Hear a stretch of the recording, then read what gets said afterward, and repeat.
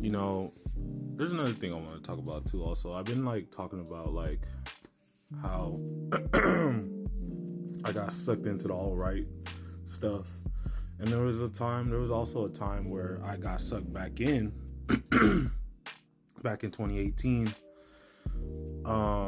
when like the Redpill content started popping off, and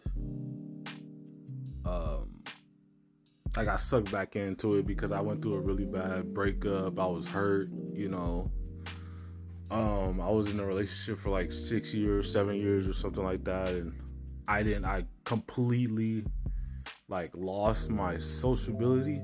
I don't know how else to explain it. Like I forgot how it is to interact with other women and stuff like that. So like I also didn't have nobody like to talk to about it. So like I went to the internet with like I do with everything else to find like advice or whatever, and I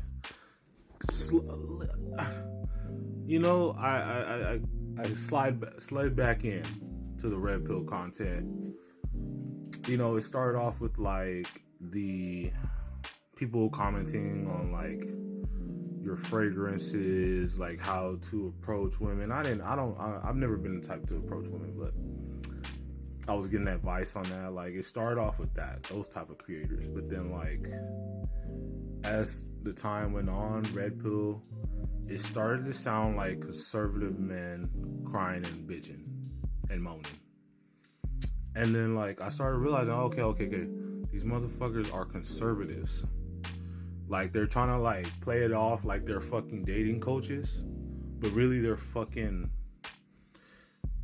conservative men trying to spew their fucking bullshit ass misogynist views. And so I got out of it pretty quickly. Like I'd say like after a year of like watching Redpill content and watching multiple people, like what's his name? The guy that, you know, passed away. I was listening to like Andrew Tate. Andrew Tate, I fucking hated him, man. I hate Andrew Tate so fucking much. Who else was I listening to? There was a couple other podcasts that I listened to.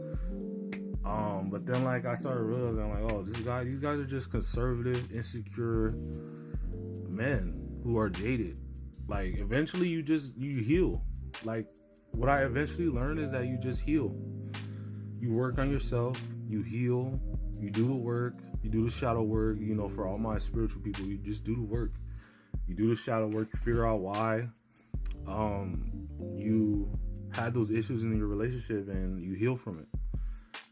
And I think that's what a lot of men, that's what they're looking for. But of course, it's not like manly to do that. It's not manly to look at yourself and realize like, I had some issues here, I had some issues here. You know, it's not easy to do that. So it's a lot easier to just blame women.